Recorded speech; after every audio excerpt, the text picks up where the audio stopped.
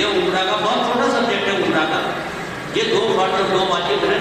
انشاءاللہ مسجد ذوالحلیفہ میں آپ نے احرام باندھ دیا. آپ کا مولم آپ کو بس کے ذریعے مکہ لے جائے گا. مکہ میں آپ کی بلڈنگ میں پہنچا دیا جائے گا. وہاں جائیں, تھوڑی دیر ریسٹ کریں. کوئی ہبڑ دبڑ نہیں ہے کعبۃ اللہ جانے کی, کوئی ہبڑ دبڑ نہیں ہے. تھوڑی دیر ریسٹ کیجیے, بیٹھیے, اپنی باڈی کو تھوڑا آرام دیجیے. اس کے بعد جب آپ فریش ہو جائیں تب آپ مسجد الحرام کی طرف روانہ ہوں. یہ میں اس لیے کہتا ہوں کہ عام طور پہ جب آدمی تھکا ہوا ہوتا ہے تو عبادت میں وہ مزہ نہیں آتا جو آنا چاہیے. ٹھیک ہے, آپ احرام کی پابندیوں سے ہی تو بندھے ہوئے ہیں. تھوڑی دیر ریسٹ چاہیے, آپ تھوڑا ریسٹ کیجیے. اگر غسل کی حاجت ہے تو غسل کیجیے, وضو کیجیے. احرام واپس احرام کی حالت میں تو آپ گئے اور پھر مسجد الحرام کی طرف روانہ ہو. جب سے آپ مدینہ سے روانہ ہوئے ہیں ذوالحلیفہ سے, آپ متواتر لبیک پڑھتے ہوئے آ رہے ہیں. آپ کو یاد ہوگا لبیک اللہم لبیک لبیک لا شریک لک لبیک, آپ برابر پڑھتے ہوئے آ رہے ہیں. لیکن جیسے ہی مسجد الحرام کے گیٹ پر پہنچے, پہلا کام آپ کو یہ کرنا ہے کہ لبیک بند کر دیں. مسجد الحرام میں داخل ہوں, بڑے ادب کے ساتھ آپ کی نگاہیں آپ کے پیروں پر ہونی چاہیے. سر جھکا کر بڑے ادب کے ساتھ مسجد الحرام میں داخل ہوں.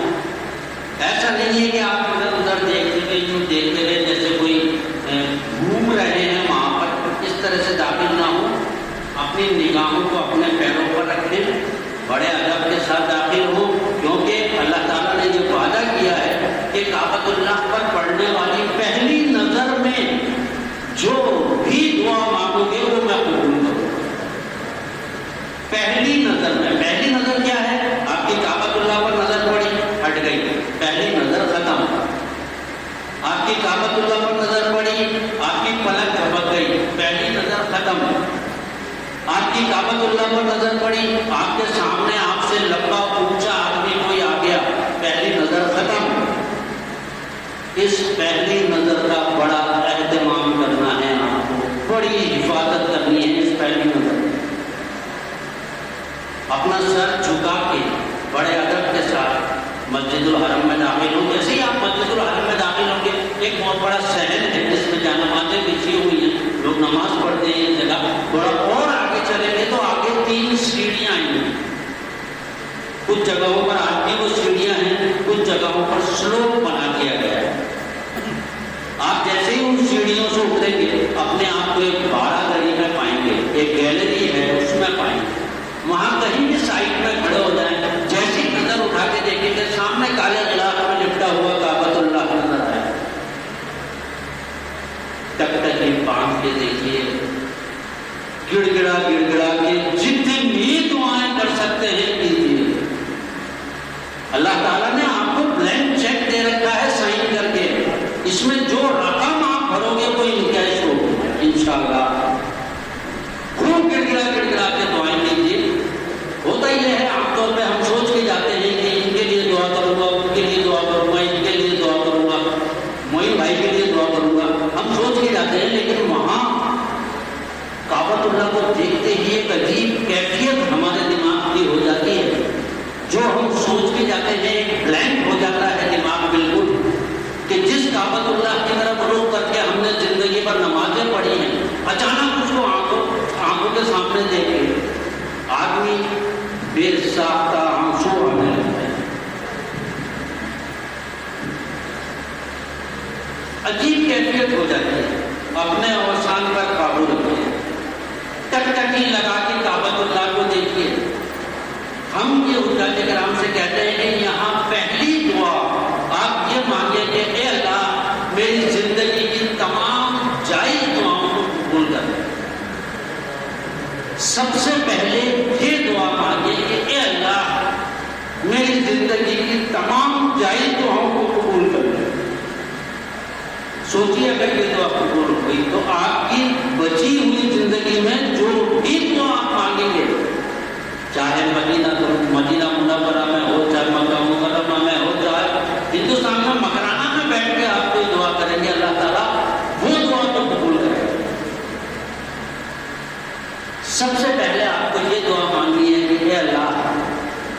زندگی کی تمام جائز دعاؤں کو قبول کرے۔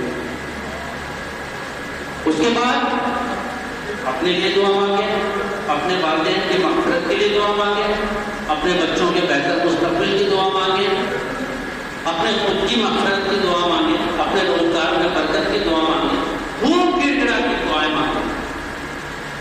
جب آپ دعاؤں سے فارغ ہو جائیں، تھوڑا سا آگے بڑھیں تو آپ کو نظر آئے گا ایک علاقہ جہاں لوگ طواف کر رہے ہیں، کعبۃ اللہ کے چکر لگا رہے ہیں، اس علاقے کو کہتے ہیں مطاف۔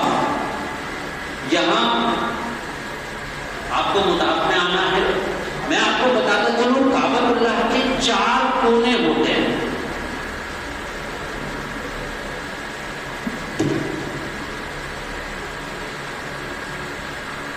آپ کو دکھ رہا ہے سب کچھ؟ کعبۃ اللہ کے یہ 4 کونے ہیں۔ ایک کونا ہے جہاں سنگ اسود لگا ہوا ہے، اسے کہتے ہیں رکن اسود۔ رکن مانے کونا، اور جہاں اسود لگا ہوا ہے سنگ اسود اسے کہتے ہیں رکن اسود۔ دوسرا ہے رکن شام، یہ رکن عراق، اس طرف ملک شام ہے اس لیے اسے رکن شام کہتے ہیں، اس طرف عراق ہے اس لیے اسے رکن عراق کہتے ہیں، اور یہ والا کونا رکن یمنی، ادھر یمن ملک ہے اس لیے اس کو رکن یمنی کہتے ہیں۔ آپ کو سب سے پہلے رکن اسود پر آنا ہے جہاں سنگ اسود لگا ہوا ہے۔ اس کی بالکل سیدھ میں آپ دیکھیں گے تو وہاں ایک ہری ٹیوب لائٹ لگی ہوئی ہوگی، اس ہری ٹیوب لائٹ کو رکن اسود سنگ اسود کے بیچ میں آ کے آپ کو نیت کرنی ہے سب سے پہلے طواف کی۔ مرد حضرات استوا کی حالت میں آئیں گے، اپنا داہنا کندھا کھول لیں گے، احرام سے باہر نکال لیں گے، پھر سنگ اسود کی طرف اپنا سینہ کر کے نیت کریں گے کہ اے اللہ، میں عمرہ کے طواف کی شروعات کر رہا ہوں، اسے میرے لیے آسان فرما اور اپنی رحمت میں قبول فرما۔ اس کے بعد رکن اسود کی طرف ہاتھ کر کے بسم اللہ اللہ اکبر وللہ الحمد یہ کہتے ہوئے بوسہ لینا ہے۔ بوسے میں یاد رکھیے ایسے آواز نہیں آنی چاہیے، بسم اللہ اکبر وللہ الحمد یہ کہہ کے اپنے ہاتھ کو ہونٹوں تک لگانا ہے۔ اگر موقع ملے سنگ اسود کو چھونے کا، چوکنا ہو، اور اگر بھیڑ زیادہ ہو تو آس پاس بھی مت جانا ورنہ تو چل جاؤ۔ یہاں سے آپ طواف کی شروعات کریں گے بسم اللہ اکبر وللہ الحمد کہہ کے۔ کلاک ہمیشہ طواف اینٹی کلاک وائز ہوتا ہے، گھڑی جیسی چلتی ہے اس کے الٹے طریقے سے طواف ہوتا ہے۔ آپ دوسرے لوگوں کو دیکھیں گے جیسے وہ طواف کر رہے ہوں گے ویسے ہی آپ کو کرنا ہے۔ طواف کے ہر چکر کی مختلف کتابوں میں آپ کو الگ الگ دعائیں مل جائیں گی، عربی میں بھی آپ کو یاد ہو بہت اچھی بات ہے، ورنہ رکن اسود سے رکن یمنی تک تیسرا کلمہ، رکن اسود سے رکن یمنی تک تیسرا کلمہ یعنی سبحان اللہ والحمد للہ ولا الہ الا اللہ واللہ اکبر ولا حول ولا قوت الا باللہ العلی العظیم یہ پڑھنا ہے آپ کو۔ اور رکن یمنی سے رکن اسود تک ربنا آتنا فی الدنیا حسنۃ وفی الآخرۃ حسنۃ وقنا عذاب النار، یہاں تک تو ہم نماز میں پڑھتے ہیں، اس کو تھوڑا سا آگے بڑھانا ہے، وَأَدْخِلْنَا الْجَنَّةَ مَعَ الْأَبْرَارِ یا عزیز و یا غفار یا رب العالمین۔ وقنا عذاب النار ہمیں آگ کے عذاب سے بچا پروردگار، وقنا عذاب النار ہمیں آگ کے عذاب سے بچا، وَأَدْخِلْنَا الْجَنَّةَ اور ہمیں جنت میں داخل کر یا عزیز و یا غفار یا رب العالمین۔ بس یہ پڑھانا ہے، یہ آپ کا پہلا چکر پورا ہو گیا۔ رکن اسود پر آئیے، اب آپ کو پورے طواف کے دوران کعبۃ اللہ یا رکن اسود کی طرف اپنا سینہ نہیں کرنا ہے، آپ کا کندھا ہی کعبۃ اللہ کی طرف رہے گا۔ اس پورے طواف کے دوران 7 چکروں کے دوران یہاں آئیے رکن اسود کے پاس، بسم اللہ اکبر وللہ الحمد یہ کہتے ہوئے بوسہ لیجیے اور دوسرا چکر شروع کیجیے، پھر کوئی تیسرا کلمہ، پھر کوئی ربنا، اس طرح سے آپ کو اپنے 7 چکر پورے کرنے ہیں۔ جب آپ کے 7 چکر پورے ہو جائیں تو یہ نہیں کہ بھائی میرے 7 چکر پورے ہو گئے باہر نکل گئے ٹاٹا بائے بائے کرتے ہوئے کعبۃ اللہ کو، نہ ایسا نہیں کرنا۔ 7واں چکر جب پورا ہے تو واپس سنگ اسود کے سامنے آئیے، واپس بوسہ لیجیے بسم اللہ اللہ اکبر وللہ الحمد کہہ کے، اور پھر باہر نکلیے۔ یاد رکھیے آپ طواف کی شروعات بھی بوسے سے کریں گے، طواف کو ختم بھی بوسے سے کریں گے۔ طواف کے چکر 7 ہوں گے، بوسے 8 ہوں گے۔ سمجھ میں آ گئی بات؟ الحمدللہ آپ کا طواف پورا ہو گیا۔ اس طواف کے دوران آپ نے دیکھا ہوگا کہ یہاں رکن شام کے پاس میں ایک سونے کا پنجرا رکھا ہوا ہے، اس میں ایک پتھر ہے جس پہ انسان کے پیروں کے نشان ہیں، یہ ہے مقام ابراہیم۔ یہ وہ عظیم پتھر ہے جس پہ کھڑے ہو کے ابراہیم علیہ السلام نے کعبۃ اللہ کی تعمیر کی تھی۔ اس پتھر کو اللہ تعالیٰ نے ایسی خاصیت دی تھی کہ ابراہیم علیہ السلام حکم دیتے تھے اونچا ہو جائے تو پتھر اونچا ہو جاتا تھا، آپ حکم دیتے تھے کہ نیچے ہو جائے تو پتھر نیچے ہو جایا کرتا تھا۔ اس زمانے میں لفٹ تھوڑی ہوتی تھی، اللہ تعالیٰ نے اس پتھر کو لفٹ بنا دیا۔ اس مقام ابراہیم کے پیچھے کھڑے ہو کے 2 رکعت نماز واجب الطواف ادا کرنی ہے۔ طواف کے بعد 2 رکعت نماز واجب الطواف ادا کی جاتی ہے، جو مقام ابراہیم کے پیچھے ادا کرنا افضل ہے۔ آپ کو وہاں جگہ مل جائے بہت اچھی بات ہے، ورنہ پورے مسجد الحرم میں کہیں بھی پڑھی جا سکتی ہے، لیکن کوشش کریں کہ مقام ابراہیم کے پیچھے پڑھیں۔ یہاں ان 2 رکعتوں میں پہلی رکعت میں سورہ کافرون اور دوسری رکعت میں سورہ اخلاص، یعنی پہلی رکعت میں قل یا ایھا الکافرون اور دوسری رکعت میں قل ھو اللہ احد پڑھنا افضل ہے۔ آپ کو یاد ہو بہت اچھی بات ہے، ورنہ کوئی بھی سورت پڑھی جا سکتی ہے۔ آپ کا الحمدللہ طواف پورا ہو گیا۔ باتوں باتوں میں ایک بات اور بتاتا چلوں کہ 21 مئی یا اس کے آس پاس آگے پیچھے آپ کی فلائٹ شروع ہو رہی ہے۔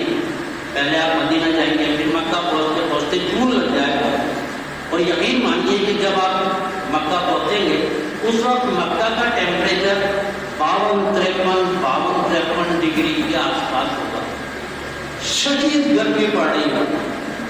اس 53 ڈگری ٹیمپریچر میں آپ نے ابھی طواف کیا ہے، پوری باڈی آپ کی پسینے سے تربتر ہے۔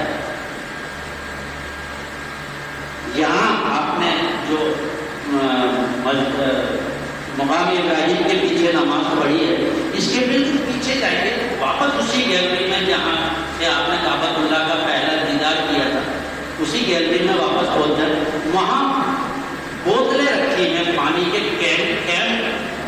کیمپ رکھے ہوئے ہیں، کیمپر پانی کے چھوٹے چھوٹے، ہر کیمپر پہ کولڈ اور ناٹ کولڈ لکھا ہوا، ایک پہ ٹھنڈا پانی، ایک پہ نارمل پانی، کولڈ اور ناٹ کولڈ۔ بڑی گرمی ہے، آپ کی اچھا تو ہوتی ہوگی ٹھنڈا ٹھنڈا پانی مل جائے تو مزہ آ جائے، لیکن اس میں آب زمزم ہے۔ کوشش کریں کہ پہلے اپنے باڈی کو نارمل ٹیمپریچر پر لائیں، تھوڑی دیر ریسٹ کریں، آپ کی باڈی جب نارمل ٹیمپریچر پہ آ جائے تو ناٹ کولڈ جو ہے، نارمل پانی جو ہے وہ سیر ہو کے پینا، سیر ہو کے آب زمزم آپ کو پینا ہے۔ علماء حضرات فرماتے ہیں کہ کم پانی وہ پیتا ہے جو منافق ہوتا ہے، اس لیے سیر ہو کے پینا۔ اتنا زیادہ بھی مت پینا کہ الٹی آنے لگ جائے، اتنا زیادہ بھی مت پینا کہ بار بار پیشاب کی حاجت ہونے لگ جائے۔ سیر ہو کے آپ کو آب زمزم پینا ہے۔ سیر کا مطلب دل بھر کے۔ آب زمزم پینے کے بعد آپ تھوڑا پیچھے جائیے، سامنے ایک بورڈ لگا ہوا ہے جبل صفا، جبل کہتے ہیں عربی میں پہاڑی، جبل صفا، یہ صفا پہاڑی پر آپ کو آنا ہے، یہاں کھڑے ہو کے کعبۃ اللہ کی طرف رخ کر کے خوب دعائیں کیجیے، خوب دعائیں، بڑی مقبولیت کا مقام ہے۔ یہ وہ جگہ ہے جہاں کھڑے ہو کے آپ صلی اللہ علیہ وسلم نے دعا کی تھی جو اللہ تعالیٰ نے 24 گھنٹے کے اندر اندر قبول کی۔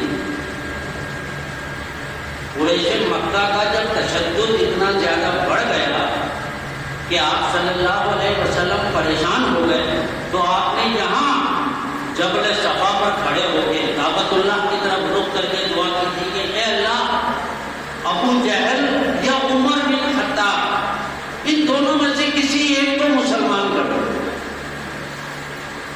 میں ان سے مقابلہ نہیں کر پا رہا ہوں، میری قوم نہیں کر پا رہی ہے مقابلہ، ان دونوں میں سے کسی ایک کو مسلمان کر دے تاکہ میرے اس اسلام کو کچھ طاقت ملے، اس پروجیکٹ میں کچھ جوان آئے۔ اور 24 گھنٹے نہیں ہوئے تھے اس دعا کو مانگے ہوئے کہ حضرت عمر بن خطاب آپ صلی اللہ علیہ وسلم کے پاس آئے اور اسلام قبول کیا۔ آپ اپنی دعاؤں میں آپ صلی اللہ علیہ وسلم کا واسطہ دے سکتے ہیں کہ اے اللہ، جس طرح تم نے میرے نبی کریم صلی اللہ علیہ وسلم کی دعا قبول کی تھی، اس طرح میری بھی دعا قبول کر۔ بڑی مقبولیت کی جگہ ہے، خوب دعائیں کیجیے۔ یہاں دعاؤں سے فارغ ہو جائے، پھر آپ کو ایک نیت کرنی ہے کہ اے اللہ، میں صفا اور مروہ کے صحیح کی شروعات کر رہا ہوں، اسے میرے لیے آسان فرما اور اپنی رحمت قبول فرما۔ پھر آپ صفا سے مروہ کی جانب روانہ ہوں۔ یہ صفا اور مروہ پہاڑی کے بیچ کی دوری قریب 500 میٹر کے آس پاس ہے، آدھا کلومیٹر۔ اس میں مروہ سے صفا تک اور صفا سے مروہ تک آنے کے لیے مختلف کتابوں میں مختلف دعائیں مل جائیں گی، آپ کو یاد ہو تو بہت اچھی بات ہے، ورنہ صفا سے مروہ تک تیسرا کلمہ جو آپ نے طواف کے دوران پڑھا، اور مروہ سے صفا تک چوتھا کلمہ اشہد ان لا الہ الا اللہ وحدہ لا شریک لہ لہ الملک ولہ الحمد یحیی و یمیت وہو حی لا یموت ابدا ابدا بجل الخیر ذو الجلال والاکرام وہو علی کل شیء قدیر۔ یہ آپ کو پڑھنا ہے۔ اگر آپ کو یاد نہ ہو تو مہربانی کر کے یاد کریں، اگر پھر بھی یاد نہ ہو تو کم سے کم پہلا کلمہ تو آتا ہوگا، یار مسلمان ہیں ہم، لا الہ الا اللہ محمد رسول اللہ، لا الہ الا اللہ محمد رسول اللہ، پہلا کلمہ پڑھتے ہو۔ باتیں نہیں کرنی ہے، باتیں نہیں کرنی ہے، یا تو تیسرا کلمہ پڑھتے ہوئے جائیں صفا سے مروہ تک، مروہ سے صفا تک چوتھا کلمہ۔ جب آپ صفا اور مروہ کی صحیح کریں گے تو آپ دیکھیں گے کہ بیچ میں ایک جگہ ہے جہاں 2 ہری ٹیوب لائٹیں لگی ہوئی ہیں۔ اس جگہ کو میلین اور افزرین کہا جاتا ہے۔ یہ وہ مقام ہے جہاں بی بی ہاجرہ جب اپنے بیٹے اسماعیل علیہ السلام کے لیے پانی کی تلاش کر رہی تھی، تو جب وہ صفا پہاڑی پہ چڑھتی تھی تو ان کو اسماعیل علیہ السلام نظر آتے تھے، جنگل بیابان تھا۔ جب وہ صفا پہاڑی پر آتی تھی تو ابراہیم علیہ السلام، اسماعیل علیہ السلام نظر آتے تھے۔ لیکن یہ جو جگہ ہے جسے میلین اور افزرین کہا جاتا ہے، یہ تھوڑی نشیب میں ہے، تھوڑی ڈھال میں ہے۔ بی بی ہاجرہ جب یہاں آتی تھی تو اسماعیل علیہ السلام نظر نہیں آتا، تو انہیں بے چینی ہو جاتی تھی کہ کہیں ایسا نہ ہو کہ میرے بیٹے کو کوئی جنگلی جانور اٹھا کے نہ لے جائے۔ اس طرح کے اندر وہ تیز دوڑتی تھی۔ یہ میلین اور افزرین کی جگہ میں جو بی بی ہاجرہ نے تڑپ دوڑ لگائی ہے، اللہ تعالیٰ کو وہ تڑپ اتنی پسند آئی کہ تمام مرد و حجاج کرام پر یہ لازم کر دیا کہ وہ میلین اور افزرین میں دوڑ کے پار کریں گے۔ دوڑنے کا مطلب یہ نہیں ہے کہ کوئی میراتھن ہو رہی ہے، نہیں، اپنی نارمل چال سے تھوڑا تیز۔ عورتیں اپنی نارمل چال سے چلیں گی کیونکہ ان کی دوڑ ان کی ماں بی بی ہاجرہ پوری کر چکی ہے، عورتوں کو نارمل چال سے چلنا ہے۔